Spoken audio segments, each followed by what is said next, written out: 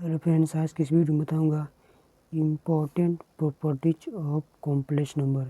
Complex number का कुछ important properties. इसके पहले की वीडियो में हम डिफिनेशन ऑफ कॉम्प्लेक्स नंबर बताया, इसको आप जाकर जरूर देखिएगा।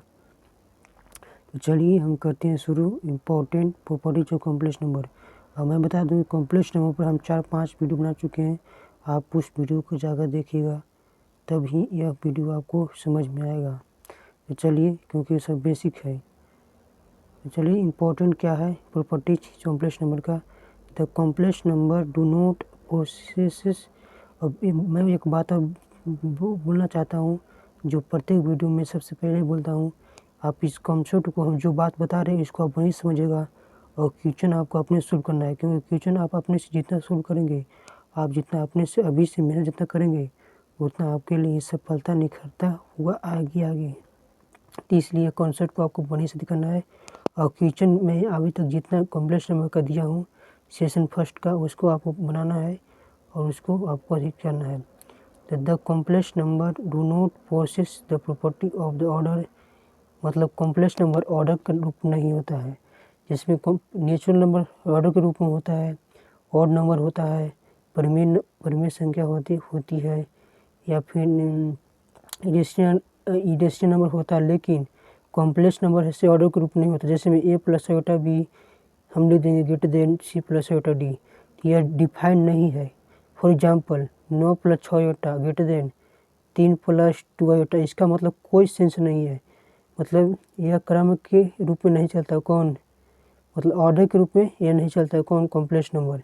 पहला इसका प्रॉपर्टी है, ये बहुत ही इंपॉर्टेंट है।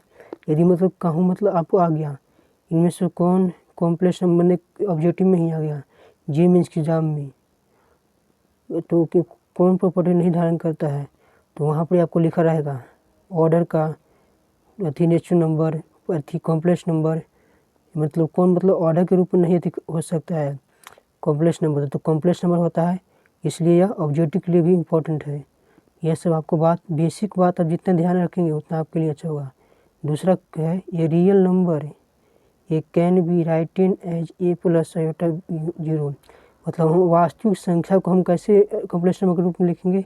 मैं पहली वीडियो में बताया था कि प्रत्येक रियल नंबर नेचुरल नंबर को हम कॉम्प्लेक्स नंबर के रूप में लिख सकते हैं, जिसमें ए प्लस आयोटा 0। लेकिन कॉम्प्लेक्स नंबर वाला को हम नहीं लिख सकते हैं। मतलब कॉम्प्लेक्स नंबर सब क्या है? बाप है, मतलब प्रोपोजिट है। तो A plus iota 0, therefore every real number can be considered as a complex number whose imaginary part is 0। मतलब देख कर रहा है कि प्रत्येक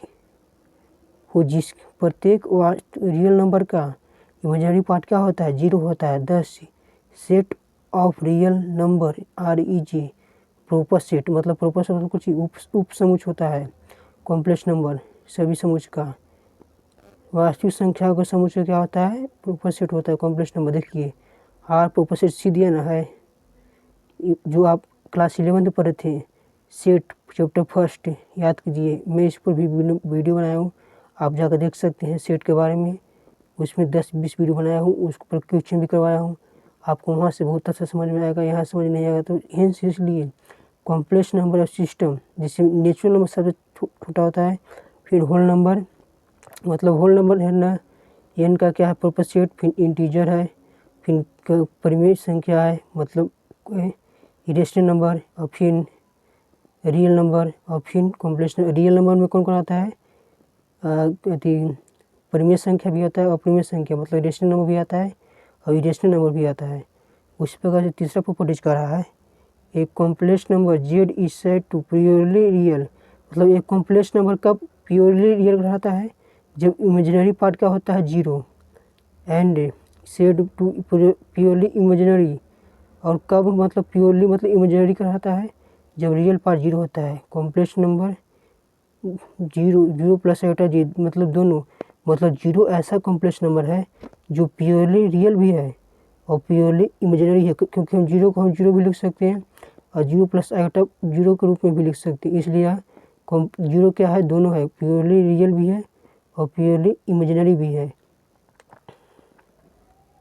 इन real number system a square plus b square बराबर 0, तो ए बराबर 0 तो बी बराबर भी 0। बट लेकिन इफ़ जेड एक जेड दो कॉम्प्लेक्स नंबर जेड एक स्क्वायर प्लस जेड दो स्क्वायर बराबर 0 डज नॉट इम्प्लाई जेड एक बराबर 0। फॉर एग्जाम्पल एक प्लस आयोटा एंड जेड दो माइनस एक आयोटा जेड एक नॉट इक्वल 0 तो जेड दो भी नॉट इक्वल 0। जेड एक के स्क्वायर जेड दो के स्क्वायर वो एक प्लस आयोटा का स्क्वायर एक माइनस एक होल स्क्वायर मतलब ए प्लस बी के होल स्क्वायर तो ए स्क्वायर बी स्क्वायर इतना 0।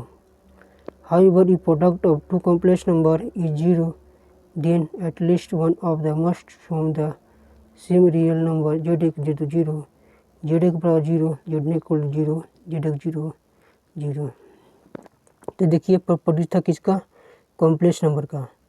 तो बस आज की इस वीडियो में इतना ही और अगले वीडियो में बताऊंगा algebraic operation and complex number. Complex number को हम लोग कैसे अलजेब्रा के रूप में करते हैं। देखिए जितना देखिए एडिशन सब्ट्रैक्शन मल्टीप्लिकेशन क्या आप अभी क्लास में पढ़ रहे हैं 11th में पढ़ रहे हैं नहीं, ये बचपन से आप पढ़ते हैं। देखिए जितना आगे आप जाएंगे उतना पीछे वाला आपको सब मतलब निचोड़ आता ही रहेगा। तो आगे मतलब थोड़ा सा नया चीज़ आएगा मतलब इससे अलग आएगा लेकिन पीछे वाला का ही सहायता लिया जाएगा। पूरा आधा मतलब 50% से बेसी मतलब पीछे वाला का ही साथ लगेगा। इसलिए आप कॉन्सेप्ट को पीछे वाले क्लासों को आपको बढ़िया से अध्ययन करना है और तभी आगे बढ़ना है। तो थैंक्स, जय हिंद जय भारत।